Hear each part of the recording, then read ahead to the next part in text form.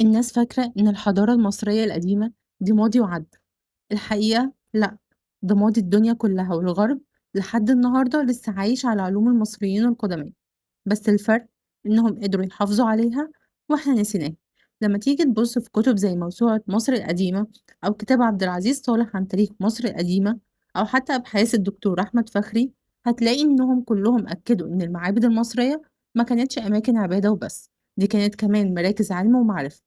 فيها الفلك والطب والهندسة والرياضيات وحتى الفلسفة. المصري القديم كان دارس السماء وعارف حركة الكواكب والنجوم، وده باين في سقف معبد دندرة اللي عليه رسومات الأبراج ودائرة البروج السماوية. وده واحد من أهم الأدلة على إن المصريين هم أول ناس درسوا علم الفلك بشكل علمي. دكتور سليم حسن بنفسه ذكر إن الكهنة في المعابد كانوا بيحسبوا المواسم الزراعية بدقة وبيعرفوا وقت فيضان النيل بناء على حركة نجم سيريوس اللي هو نجم الشعر اليمنية. يعني عندهم تقويم فلكي دقيق أكتر من أي تقويم في العالم كله.